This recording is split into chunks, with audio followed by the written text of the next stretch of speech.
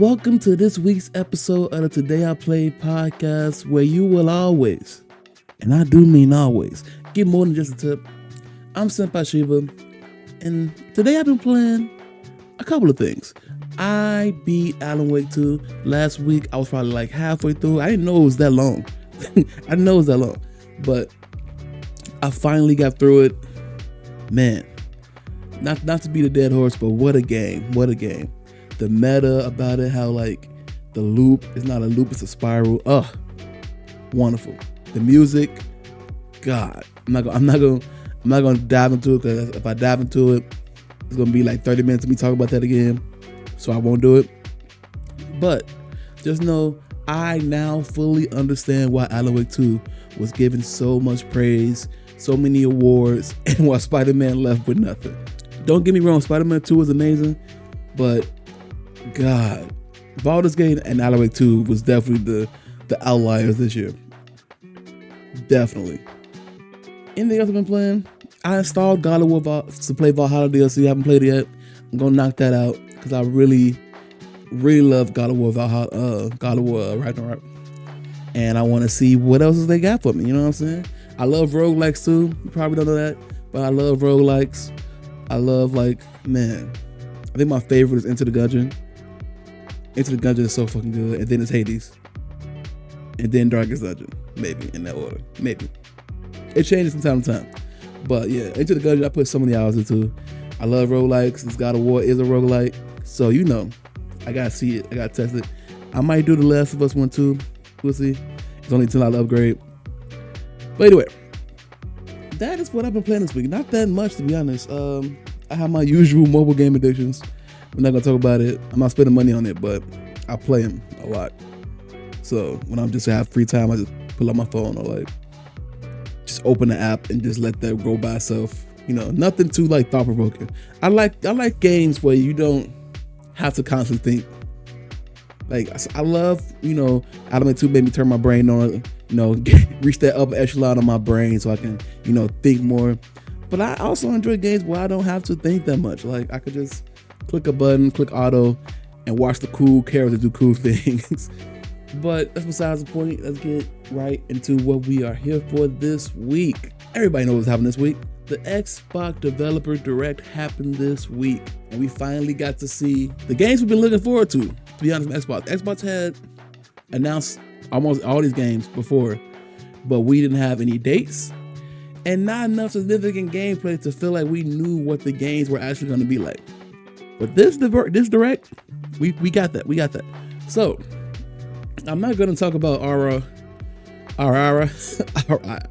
don't know. I mess up every time.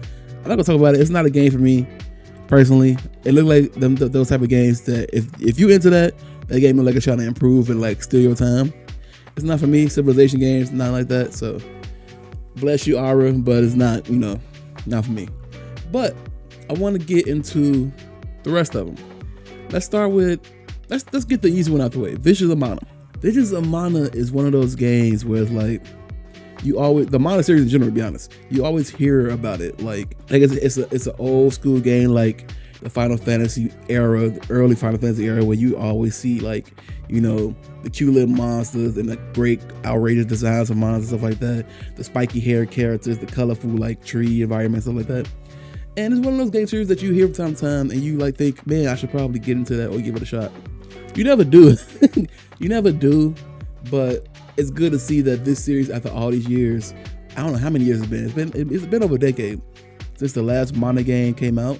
Not like a remake or a remaster, it's a new official sequel in the series. And it looks good, I'm not gonna lie. It looks very like Dragon Quest-y from the monster designs. It looks old school style design of monsters. And I love the old school style, like the fantasy monsters. It's like a cliche at this point as well, but like we love that shit still. We love it. So yeah, to see the cool dude walk up with a leather jacket on, like, yeah, I created these characters as a kid, you know what I'm saying? cool old Japanese old dudes are like hilariously funny but also cool. Like they be slicking their hair back, pulling leather coat, put little rings on like they all like Johnny Depp or something.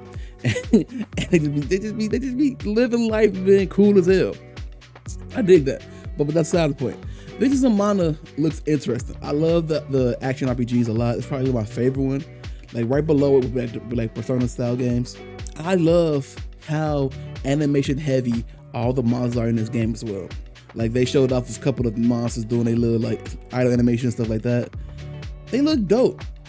And especially seeing where they started from to now, man, you wouldn't believe that these characters had different like movements that's like this at all. They were like 2D sprites. But if I'm gonna be honest, this year, even at the beginning of this year, I'm glad it's coming out when it's coming out, because in the beginning of this year, we have 3 banger JRPGs coming out back to back to back. We have Yakuza Like a Dragon, or just Like a Dragon now, Infinite Wealth, which comes out in like a couple of days, like less than a week. We have Persona 3 Reload coming out a couple of days after that. And then at the end of February, we have Final Fantasy VII Rebirth. This is an amazing time to be a Japanese JRPG fan. Like, if you love JRPGs, you are eating good this year. This Mana game is coming out in the summertime. They didn't give an official date. They said summertime. So that's good. That's give you enough time to distance yourself away from all these, juggernauts. Because I believe in August, the other Atlas JRPG is coming out. And that game also, from a design standpoint, looks amazing. Like, it's so creatively done with the UI, the attack animations, the world perspective. Oh, it's so good.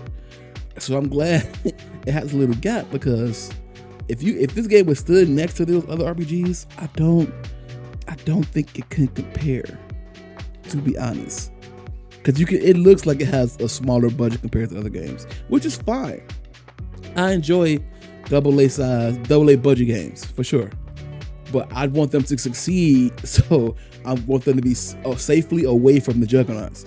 And this game is summertime. Luckily, there's nothing really it can compete with in that era, I believe, hopefully. So that's perfect. Everything about this game looks cute, creative, is the stylistic. I'm down with it. So I might give it a chance when it comes out summertime. We will see, but it's nothing I'm too like waiting on with bated breath. But it's something I'll be interested in if I have a lot of downtime in summertime, which we might, because it's usually like that. But next, I want to talk about Avowed. What do I feel about this? Now, just to go through my quick history of me playing like the Elder Scrolls type games, my favorite one is Oblivion. Oblivion was the second one I played. I played Morrowind as a kid. I didn't know what the hell I was doing. I got off the boat and just went straight and went left and just went places. I didn't know what I was doing. I kept dying. I rage quit as a kid. I played on Xbox too, where if you go through a door, it has to reload the entire world every single freaking time. So that's fun. But yeah, my favorite one is Oblivion. Skyrim, I did not love as much as other people. In fact, I think I disliked it. I played it on PS3, so it's probably my issue. The PS3 version was the worst version of Skyrim, and I played that version. Yippee! I have a strange problem with playing the worst version of games. I played Cyberpunk on PlayStation as well, so that was also a mistake. But anyway, I have a hit or miss love for the Elder Scrolls series. I like them and love them, and my problem with them is they usually feel lifeless at a certain point and flat. And what I mean by that is, after you get to your thieves guilds, your big main quests, everything else kind of feels dull in comparison. You might get your one-off hangover type quest or something like that, but all in all, the world just feels flat. And maybe that's because back then, technology. But since The Witcher 3 came out, all that changed. So I would love to see a post-Witcher era, post-Cyberpunk era, RPG shit, post Baldur's Gate 3, because that's probably the new standard. I don't expect this game to, be on that level just yet, because this is obviously in development but Baldur's Gate was in development. But I want to see what an RPG would look like post Baldur's Gate 3 and what how many steps it would take to get there, and who's gonna do it? Who's gonna take the next step after them? You know, will it be them again? It might be. But back to Avowed. This is Obsidian. I trust Obsidian. I like the Outer Worlds. I like their Fallout New Vegas. You know, Grounded. No, no, not for me. But I do like Obsidian. So don't get me wrong when I say this. Is it just me, or does it feel like something's off about everything in this game? every little thing that I see is like, that looks cool, but what is with that? Like, for example, the graphics. It looks good, but everything looks off sometimes, like color wise and like environment. They said they wanted to go for this weird aesthetic, and I guess they nailed it, because everything is like, I'm like not vibing with it. So I guess that's what what they wanted. I guess it's still colorful. It still looks good. I won't say it looks gorgeous or beautiful. It looks good graphically, but I don't know. And then the gameplay. Now, I expected it to be like an Elder Scrolls type combat, right? They have the little quick slot. We have different loadouts where you can, swap the sword and shield, wand and shield, wand and sword, etc. Double wand, double guns, cool stuff like that. All that's cool. But the animations look janky. It looks very janky, like your animation, not the magic spells you're doing. Just your arm movements look a little bit janky. But that's Obsidian, so I expect the jank to come with the good. So I've been going through my head all this time. Like, Obsidian makes great games. They make great story games as well. They make great RPGs. So I know I'm gonna get that. But I want Obsidian to take the next step with everything else. You know what I'm saying? Like, Obsidian nails RPG elements, story, immersiveness, world design. Their gameplay is always just average to maybe above average. You know what I'm saying? I want to see, a little more perfection from them. I don't know. It's something that always just like, that's always janky with one of their games. But this is still early. It's coming out this year. I believe it's coming out in the fall. It's still early, but I just want to talk about that. Am I interested in it? It's the real question. Will I want to play it? I don't know. I have a very strong love and hate relationship with these type of games, man. It looks fun. I like the idea of double-handing wands and going pew pew pew pew pew with magic wands. You don't see that all the time, when a nigga with two wands just shooting, magic spells. I don't know. The box art looks crazy good though, with the skeleton and all the different world environments with like the tree. The box art is one of the most beautifully designed box arts ever. I love it. So they nailed that. It's nothing generic like every other game nowadays. It's beautifully well done. So I'll give them kudos for that. Like, wow. But am I interested to dive into this? I would say I'm hesitant, but if it's on Game Pass, it'll be on Game Pass, so it'll be there if I want to try it. So, you know what? I can't say I don't want to play it, so I'll give it a go. But I hope the combat doesn't feel as janky as it looked. You know what I'm saying? Because when you watch a video, it looks jankier sometimes than it actually is. And when you play it, you go, wow, that's kind of cool. Like, for example, I think the Suicide Squad gameplay can look janky from time to time, but I think it'll be fun. Of course, everybody upset about the HUD and like all the splash effects on the screen, which I get is very jarring, too much. But it looks fun to play. That's what I get from this. Like, the gameplay looked a little bit, I don't know, but I bet you it's still fun to play. So I've never played a City game and been like, oh, the gameplay sucks. The gameplay sucks. No, it looks cool. It's cool. Then next, what do we have next? Do I want to jump into the big boy? I guess I should, right? No, let's save it for last. Hellblade 2. Where do we start with this boy right here? I think Hellblade 2 looks gorgeous. One of the best looking games I've ever seen. One of the best looking games I've ever seen in my life. Excuse me. However, I have thoughts. First thought. Every gameplay they have shown has been almost a straight line. I don't think I'm mistaken by saying that either. Everything when she's walking, it was like all this is paths. And just to put it out there, I have not played the first one. I'm gonna play the first one. Have not played it yet. But when I looked at the gameplay, it looked not as expensive as you would think it would be. But maybe that's just me, reading too much in it. But it does look like it's just pathways. Like Final Fantasy 13 style. Which is fine.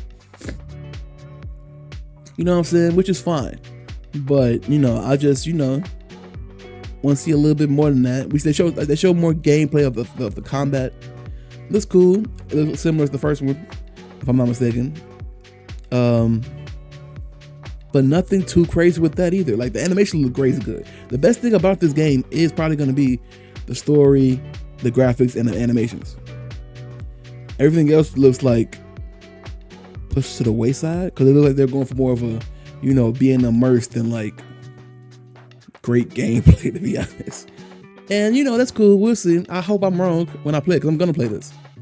I have to play this. Like, it's one of those games that's gonna be like talked about whether it's great or if it's people just gonna say it's dog shit. Like, I hope. I don't want to hear that community of the people that saying it's dog shit. I don't want that. I hope it's good. And the discourse. Let's get into that. This game comes out in May, by the way. Glad to have an official date. It's locked. Hopefully, it won't get pushed back. Hopefully, but it comes out in May. That's excellent. A good slot. Now, there's a lot of discourse happening around this game, and the next game, But let's talk about this one.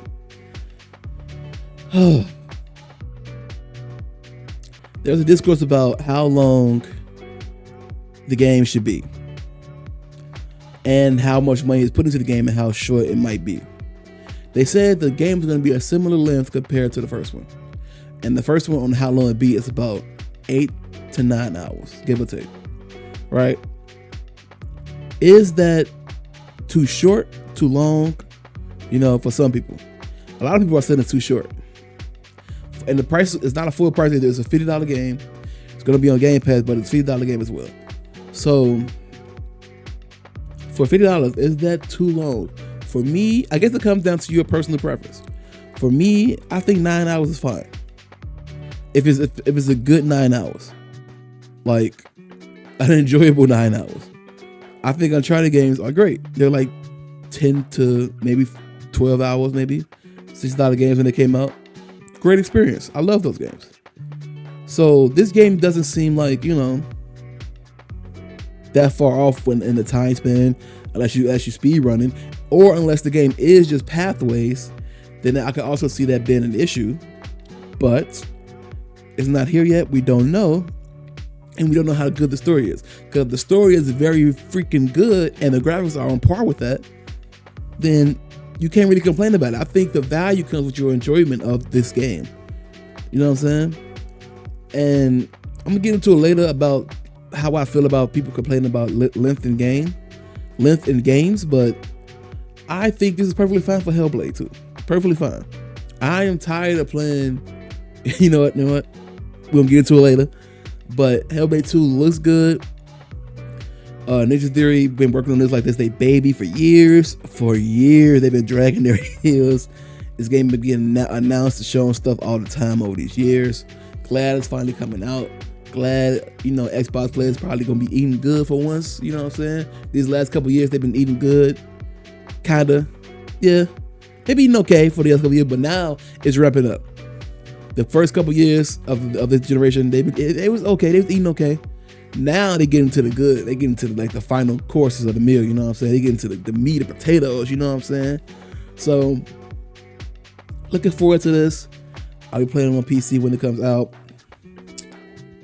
And let's get to the last game I'm going to talk about from this conference, which is Indiana Jones and the Great Circle.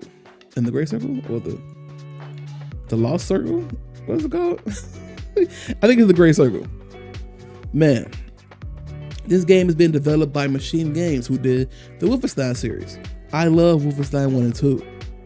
I'm sad that I don't get Wolfenstein 3 right now, but I get it. You have a big IP you want to use, so you're going to focus on that. But we need a Wolfenstein 3. Please. Please. But anyway, Indiana Jones and the Great Circle is executive produced by Todd Howard, you know what I'm saying? The Bethesda big boy, the chess man. And it is a first-person game. Some people do not like the fact that it is first person. They say it's Indiana Jones. He's an iconic figure with his hat, jacket, whip. Why is it first person? And I understand that. However, when you see the gameplay, it looks fun still. Like I would prefer it to be third person. Let me get that out the way now. If I had to choose between first person, third person, I would prefer it being third person. But I'm not gonna shit on people or shit on the game for it being first person. It still looks good. Machine Games makes good to great games. Good to great. Because that last Wolfenstein game, the co-op one, we didn't need that.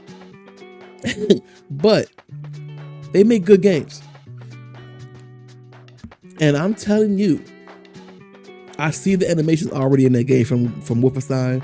I see them nailing Indy's whip moves and like, you know, his movement, his punches. He punches dude in the face three times like that. That's heavy animation work inspired by the movies. I see that, right? So they're gonna put in the love and care that you would want from this game, from this IP as well. So I don't see why you would complain so much and say you don't want to play it because it's first person. Like, and I also think, me speculating, why would they want to do something completely similar to Uncharted? Even though Uncharted took from them, Uncharted is known in the gaming space as, you know, that type of game, third person action adventure, Indiana Jones.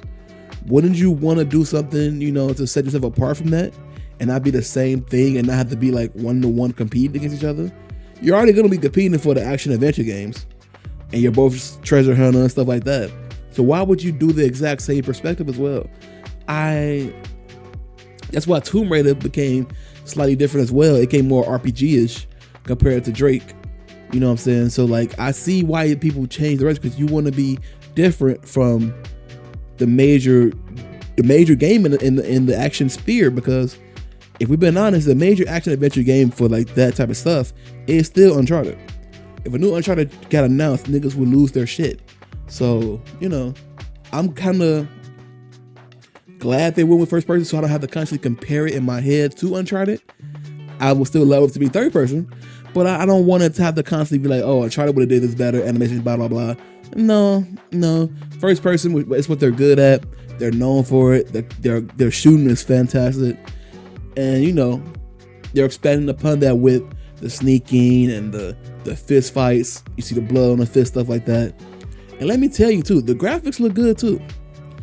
Indiana Jones, I don't know if that's like it don't look like it's a one-to-one face through Harrison Ford face. It's like a mixture in between, but he looks good. And it's Troy Baker voicing him. I hear it. He's doing his best Harrison Ford impression.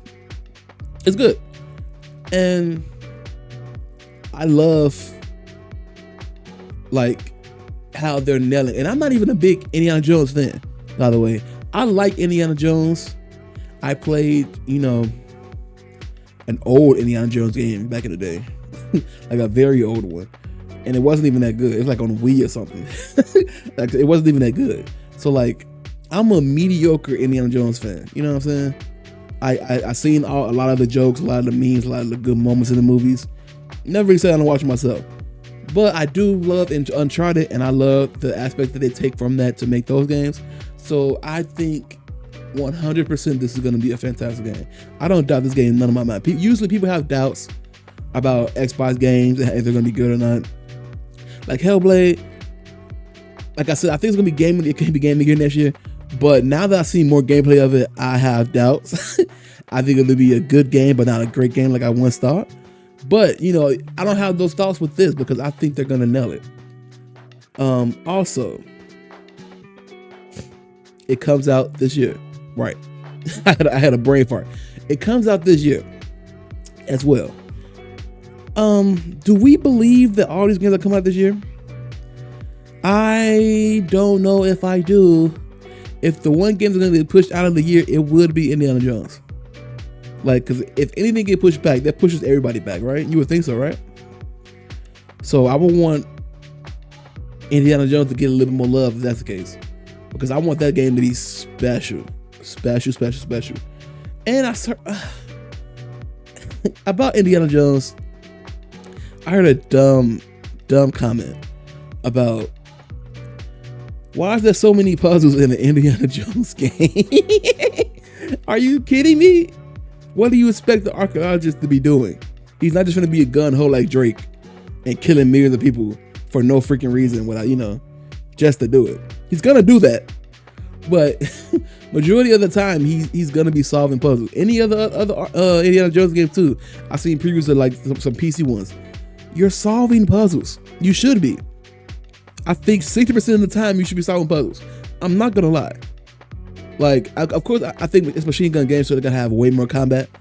But there should be a lot of puzzles. Like, I enjoy Tomb Raider puzzles as well. Uncharted puzzles were fine. They were simple.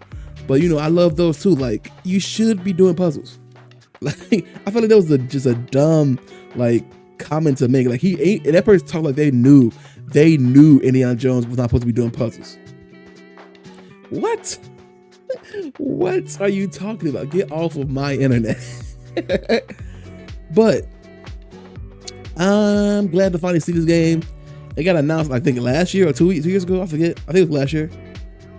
And yeah, we see it in its full glory. The villain looks cool. He gave a little speech with Indy in the sand. Felt threatening, even though we had the little bitty glasses on, but look kind of geekish. But you know, they always look kind of geekish when they like next to Indiana Jones, like charismatic guys. Like he's an archaeologist, like a nerdy nigga, but it's like a Brad Pitt of the archaeologist. Like he's just like he's not a normal nigga. Like, but I digress. This game looks great. Machine Games does great things. I'm excited for this stuff from Xbox more than any other slate they ever had. This is the biggest slate for me personally. That I'm interested in everything they showed. Usually on Xbox stuff, I'll be having like 1 or 2 things that I'm excited for. I want to play all of these. So that was the Xbox Direct. It was an A. I would give it an A. They showed, even though they stay whole, you know, let the developers talk and, you know, spill and, you know, stuff like that. But I'm not mad at it. A lot of gameplay was showed. Dates were given, which is probably the best part. Dates were given, or at least release windows were given, I should say. Release windows were given and a date for Hellblade. So, all in all, like, good job on Xbox.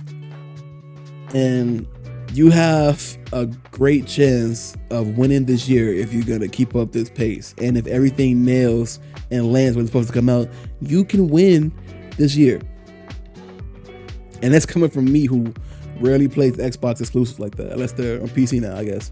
But back in the day, I didn't have PC, so I really got to play them unless I went over a friend now. So this is looking good. Like, yeah, like I have nothing to say. Good start to the year, Xbox. Good start to the year. Like, great. Now, I have a funny thing I want to talk about that the internet has been loving. Twitter has been loving. Like, the Killmonger hair has spread like a disease to everything we know and love, and I cannot get rid of it. Oh my God. So, in case you didn't know, I'm black.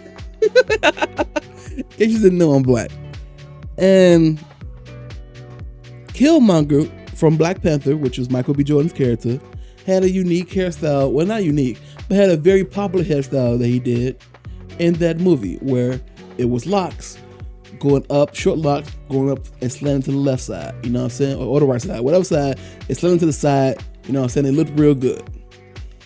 Every nigga wanted them, you know what I'm saying. They got them. My friend had them. They look good. Now I'm finna look up, when did Black Panther come out? Black Panther. I know game development takes a while too, so this probably makes sense why we're seeing so many of it. Black Panther came out in 2018. It is 2024. So that is 6 years. 6 years of popular Killmonger hairstyle. This popular Killmonger hairstyle. Now, game development takes a long time. So I understand why now we are seeing every single game that was in development come out with the Killmonger black hairstyle. It's like once they realize black people like one hairstyle, they decide, oh, y'all like that? All right, that's all y'all getting for the next 10 fucking years. Like, let me. I need to see find that picture.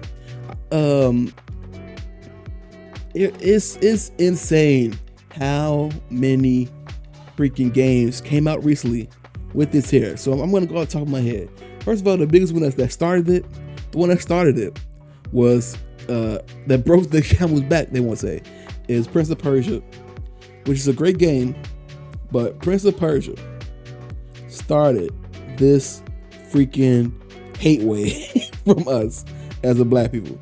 And then all of a sudden Tekken 8 shows off, hey, the first DLC character is Eddie. And we like, oh shit, Eddie's coming back. And then we see Eddie and he has the Killmonger hair. And we're like, what the fuck? And then the trailer of Avowed, there's a character with the Killmonger hair. We're like, okay, this makes total sense. And then this Killmonger hair, Bangalore has it. Freaking a character in Valorant has it. A character in League has it. Miles Morales in Spider-Man 2 has it. Baptiste from Overwatch 2 has it. My man, I forgot my man's name, but my man from Horizon has it. And Echo from League of Legends has it again. So there's 2 characters in League of Legends have it. So now throwing in Eddie, we're just like, why, bro? Why do you not care enough about black people? Like, as a black person, when you play a video game, you automatically know there's not gonna be a hair for you. You just know it. You assume that you're gonna have to do like the worst lineup you've ever seen, a little bitty like weak ass fro, cornrows which is not done properly, or you just don't be black. You just don't have black hair. You just freaking have any type of Dante from Devil May Cry hair, and you just roll with that. We've for years never felt like we had proper hair. So now we're getting more games to have it for sure. But man, just seeing this constant like laziness when it comes to us as a people, it's kind of it gets tiring and annoying, because we know you've seen plenty of black people, at least on the internet, not probably not in your life, but at least on the internet, that have haircuts, long hair, short hair, straight hair, curly hair. There are plenty of us. So why do you keep sticking to the most popular one for your leads, of your games? Like, stop. And it's crazy because I enjoyed this hair a lot when it first came out. I thought it was cool as hell. Now I see this hair and I just want to vomit. It's crazy the turnaround of these things, right?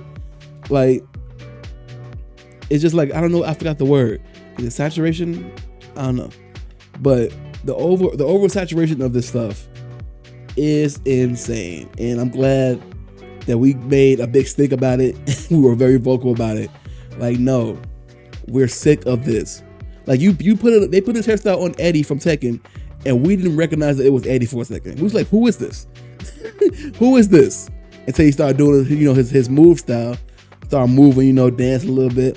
And like, oh, it's Eddie. And we like, wait, Eddie? What did they do to Eddie? It's like, come on, bro. Do better. Like, do better. And if you're gonna have locks, you could design locks differently, bro. There's so many. It's like locks are like long. It's just like long hair.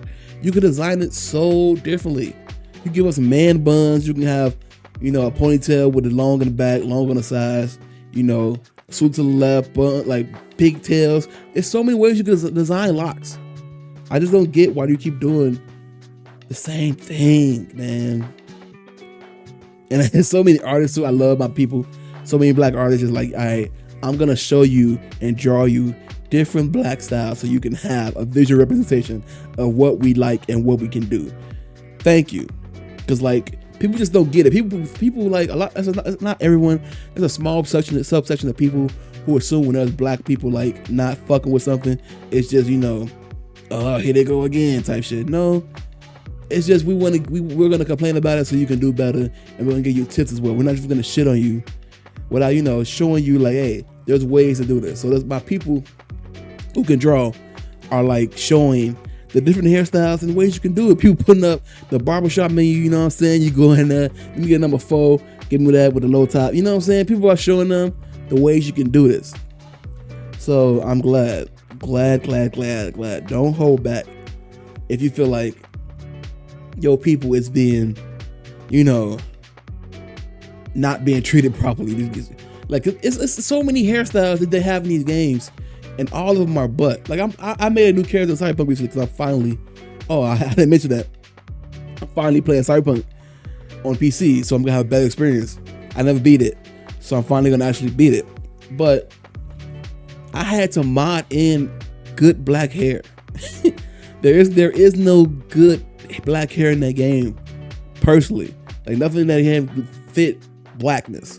So I had to mod in it. So like